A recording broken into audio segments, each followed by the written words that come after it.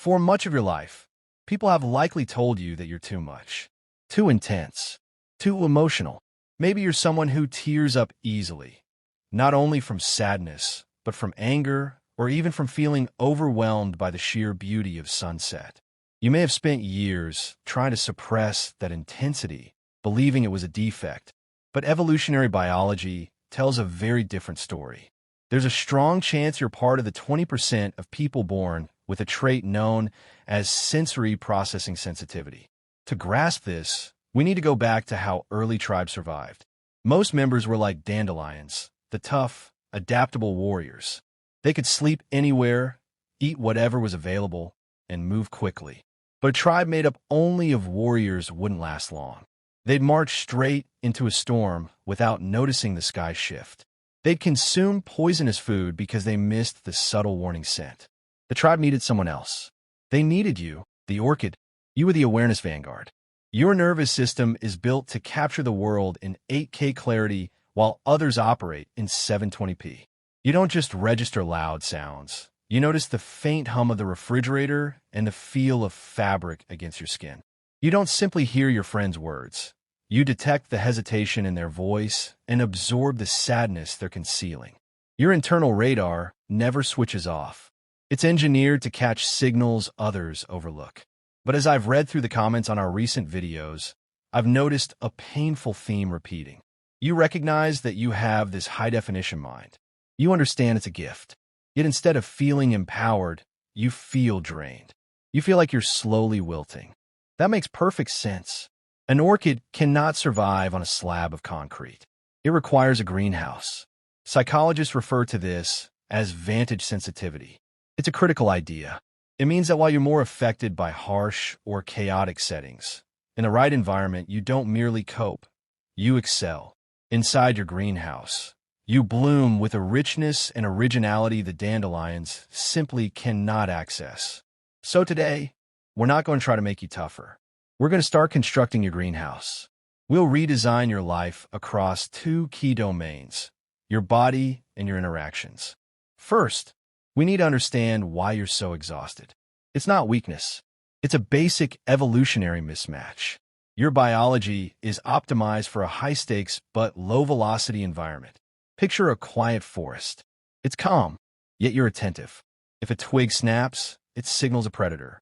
Your system is meant to deeply process that single sound. But you don't live in a silent forest.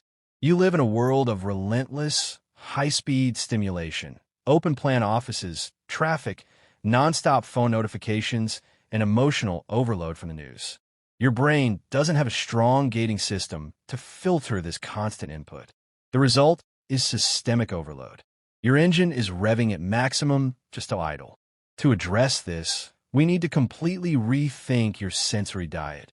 Occupational therapists use this exact term. Think of like food. If you consume junk all day, your body crashes. Your nervous system works the same way. It feeds on sensory input. To stay balanced, you must reduce the depleting inputs and dramatically increase the nourishing ones. Let's begin with the depleting inputs, the elements that drain your battery. If you're stuck in a chaotic workplace, you can't escape. Noise-canceling headphones aren't a luxury.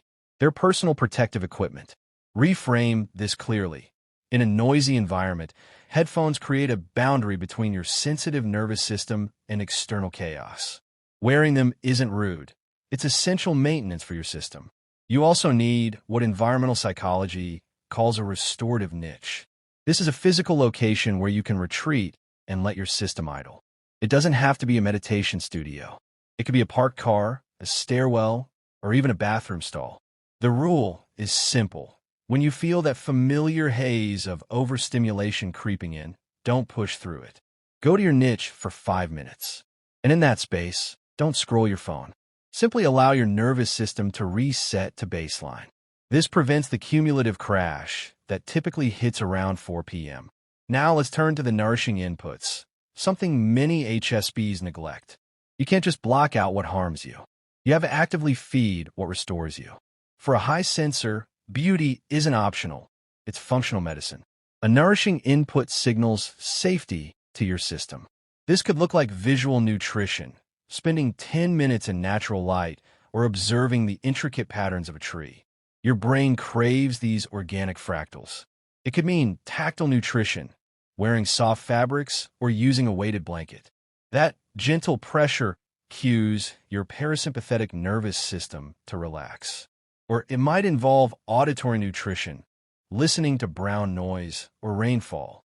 These sounds actively refill the energy that chaos depleted. You must schedule these the same way you schedule lunch. And if your phone constantly leaves you feeling drained, recognize it for what it is, a digital assault. Your brain interprets bright red notification badges as threats, triggering a low-grade anxiety loop.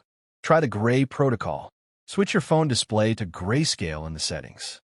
It seems minor, but it alters your brain chemistry.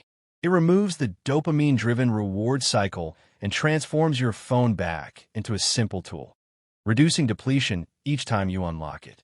Now let's explore the psychological layer, where most HSPs struggle the most: the emotional sponge effect. Your mirror neurons are highly active. When you enter a room and someone is anxious, you don't just comprehend it. You feel their anxiety in your own chest. To protect yourself, you must shift how you relate to others and to yourself. First is the compassion shift. We often confuse empathy with compassion, but neuroscience shows they're distinct. Empathy means feeling with someone. It activates your brain's pain centers. If your friend is drowning, empathy is jumping in and drowning beside them. Compassion is caring about someone. It activates reward centers instead. It's standing on shore and throwing a rope.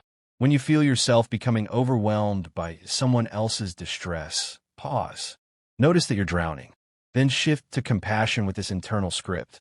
I see your pain, but it is not mine. That sentence creates a psychological boundary. After saying it internally, you can then ask them aloud, how can I support you? This keeps you steady on shore, where you're actually strong enough to help. Second is the pause protocol.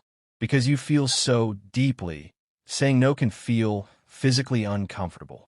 You sense the other person's disappointment and want to relieve it. So you say yes to everything until you're completely depleted. You need a buffer. Your brain processes social information thoroughly, which means you require more time to decide than most people. Starting now, make this your default response to any new request. Let me check my capacity and get back to you. This simple phrase becomes your shield. It buys time. It gives your rational mind space to override the immediate emotional urge to please. During that pause, ask yourself the difficult questions. Do I truly have the energy?